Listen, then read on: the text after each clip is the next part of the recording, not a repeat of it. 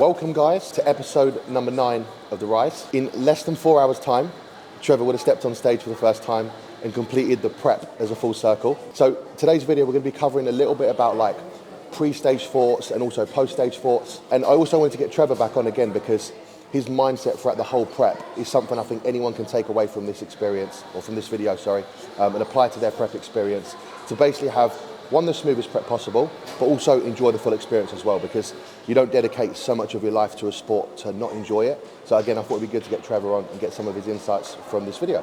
Pre-stage thoughts. Well, how are you feeling? What are you thinking about? How it's going to go? I'm feeling good. I'm feeling calm. I'm not nervous. I'm just neutral. I'm kind of prepping myself to be just calm, not putting myself under too much pressure. Just trying to keep it simple and just trying to enjoy it. Yeah. Just be as relaxed as I possibly can be, and just let it take its course. I'm just couldn't be any chilled out at the minute. Good. And how would you say you manage that like neutral state? Because you've got so much like, but there's probably going on in your mind at the minute. You're thinking like, how's this going to go? How's it going to work with that? Like, I can imagine there's a load of different things going on, but you're just remaining kind of just calm. There's a lot going on and there's a lot to think about, but I think if you start to worry and stress about it, you're not going to change it by worrying about it and stressing about it. You just have to just take it in and just enjoy the process. Yeah. Especially for competing first time, it's like you've nothing to lose and nothing to prove. Like you're just there just to enjoy it and just to make the most of it. And I think the key is to just enjoy it, because if you're not enjoying it, it's not really worth it. Yeah. You know, I think the process, the main goal is to be able to enjoy it. Yeah. And I think set your own standards high is important. So obviously you hold yourself to a certain standard when you're like, I'm going to train this hard, I'm going to make sure that everything's done a certain way, and that's your standard. So that's the best you can be. Yeah. And again, regardless of whatever happens on the day, it's like, you know, you've met the standard that makes you feel content in the package you've bought, and that's ultimately what matters the most, isn't it? Exactly. Like there's no, like if you're committed to doing it, you just do it. You like, even on your low days, your high days, or whatever, you just know yourself that you have to do it. And if you don't do it on a day, like, I probably could count on my hand the amount of days that I've said, no, I can't train today, I'm too tired or I'm too exhausted. But sometimes you have to do that to recover, and you'll gain more out of it. But for the most part, it's like you just do it, you just power through it. Obviously you're not going to, like, you're going to have your high days, you're going to have your low days. It's part of the process, and you can't dwell on your low days. You just don't be too hard on yourself. Like it's look, nobody's perfect, and nobody can sustain it the whole time 24/7. You just have to take it back a notch and just enjoy it. That's probably the biggest thing from it. Like, when it comes to prep hidden truths, well, we spoke briefly earlier about a couple of things that you may not think about before you go for a prep, and I think one's the cost. Like, competing is expensive. I think whether you're natural or assisted, it does add up. Yeah. And it's again going to be the supplements, it's going to be the tanning, the registration fees. Do you think of anything off the top of your head? Obviously your trunks, your coaching. Coaching as well. Obviously one I don't consider. Between your normal coaching, training for diet and training plans and stuff, and then you have your posing coach and stuff like that. Yeah. It's all stuff that you don't really kind of take into account until you actually start doing it. And even like that, like you can't have one without the other. So it's like you need a proper coach for the diet and the nutrition and the training, and you also need a coach for your posing, because it's like you can't have a coach for posing and not have a coach for your diet, and you can't have a diet and pose, and so you need the two. But like that side of it, you have the supplements, even proteins and stuff like that. You know, your foods, especially when you're on bulk. Like, you're eating a lot of food. Shopping bill. Can you remember what your shopping bill got to, roughly? Probably 150, maybe 200 quid a week. Jesus. And even like that, like, toward the closer you get to your competition, your Showday, in actual fact, it kind of gets easier and it gets a little bit cheaper, because you're not prepping as much food, you're not spending as much money on food. So the closer you get to your show, the less time you have on preparing food and stuff, which makes things a little bit easier as well. So there's kind of, it's a nice kind of a balance. Yeah. No, I agree with that. You're spending a lot of money at the start, but then it's slowly getting a little bit cheaper the closer you come to the show. Yeah. But then you have to spend money on your posing.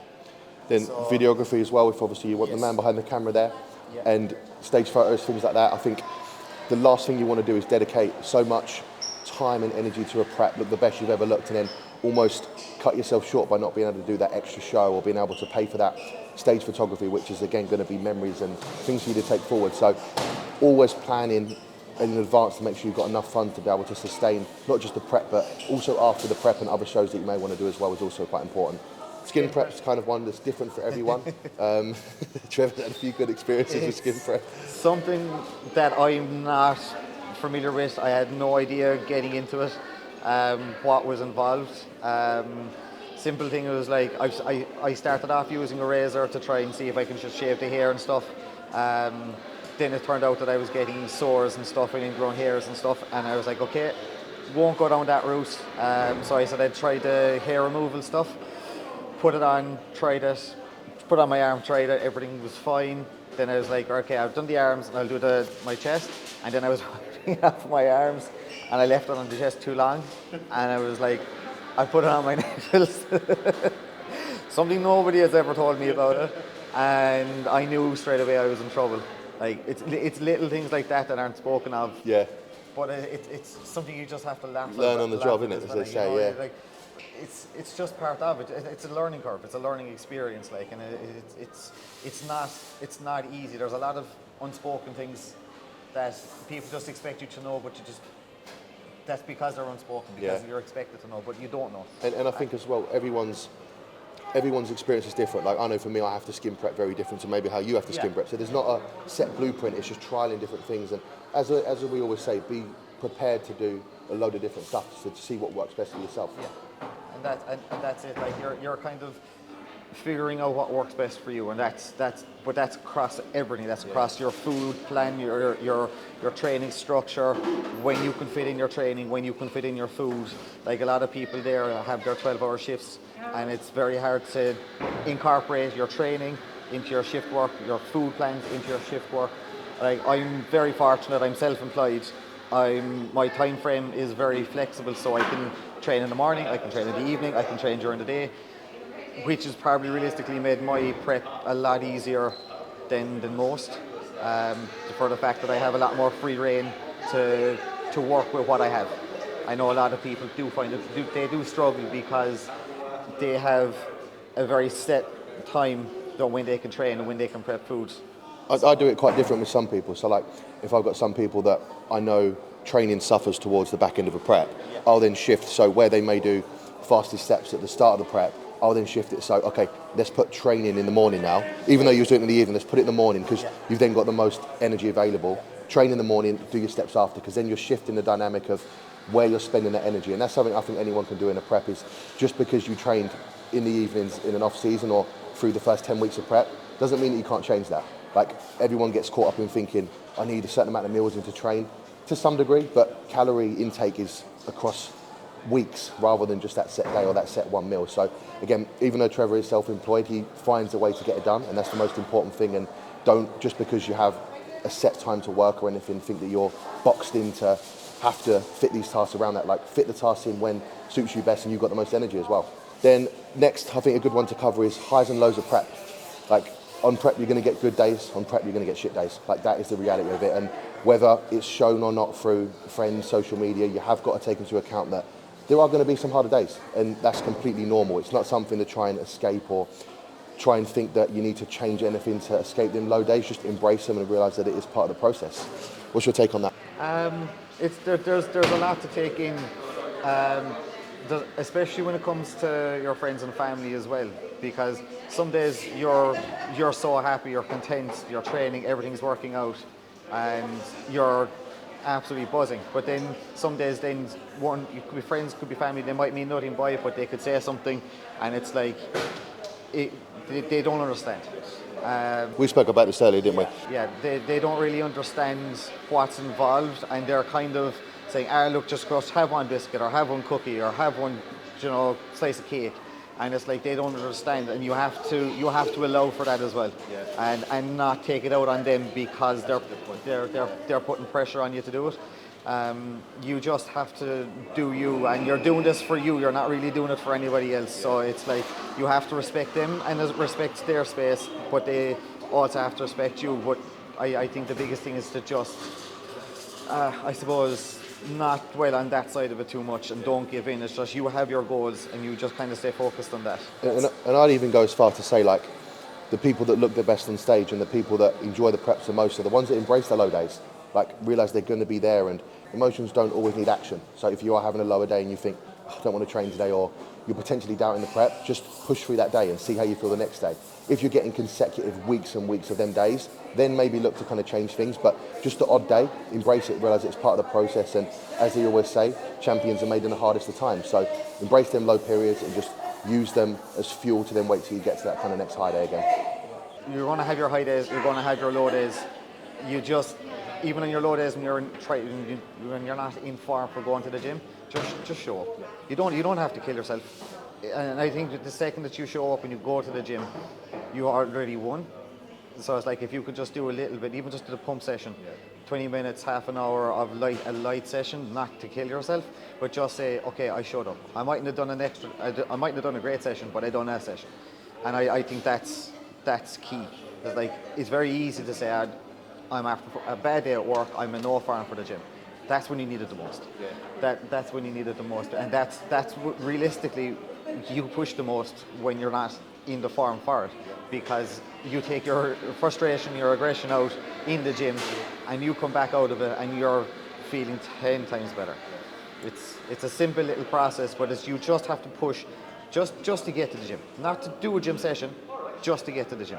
And I always think, that's something I like to say to clients a lot as well, is if you are having them low days that are coming from, let's say, external factors. So let's say, for instance, your energy's lower one day, or or you had a shit day at work, or someone's pissed you off and said something. Like, if all of them things are creating that low day, what's then going to give you that content and that more heightened emotion is getting to the end of the day knowing that, okay, I've had all of this go on, I've still smashed my steps, still done my cardio, I've still trained.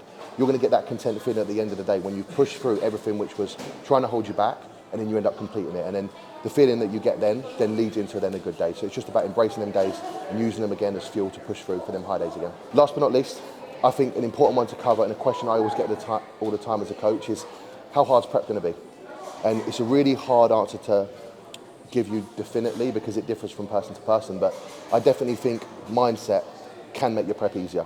Whether that means you're doing an hour of cardio or you're doing no cardio, having the right mindset for prep can change the whole way that it goes. And again, I think Trevor's testimonial to that, in that before he goes on stage in 4 hours, he's chilled, he's relaxed, he's neutral, and I think your mindset's played a massive role in how easy your prep's been. It's helped an awful lot, and it's literally just you just do it, and don't overthink it. That's probably the key that I would take from it. It's just like you know what you have to do, and you know that when you do it, it's going to pay off. Regardless, like, you don't have to place, you don't have to do anything. It's just show up, and when you show up, that to me, like, it's just you won. You know, you don't have to place, you don't have to do anything. It's literally you just go through the process. You enjoy it to the best of your ability, and whatever happens, happens. And I think, again, just another point there is, if you've told yourself you're going to do something, there's no better way to build your self-confidence than doing what you say you're going to do.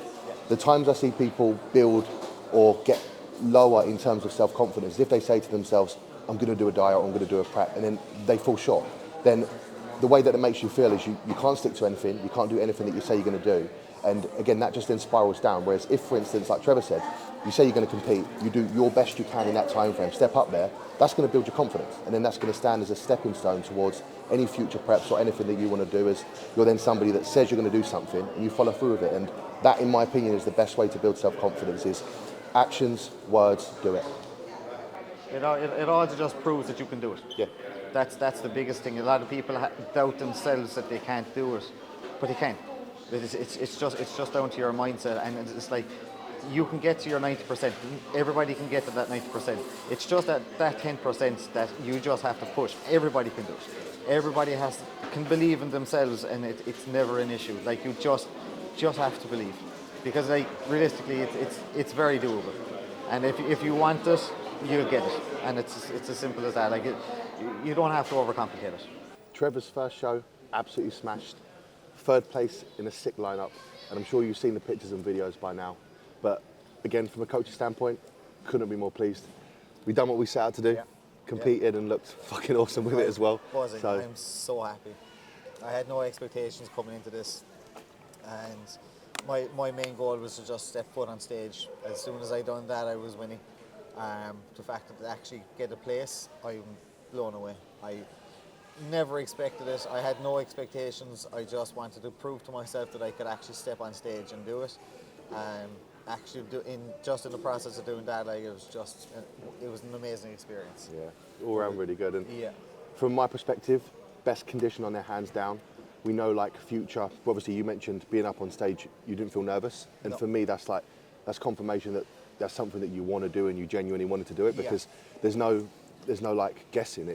I'm meant to be there. I feel good doing it, and that's solidification for the future. In that, when we grow and do things afterwards, now it's just a case of more size. Like, we know we've brought the best condition on stage again, in my opinion, and yeah, just time now until we go again next year. But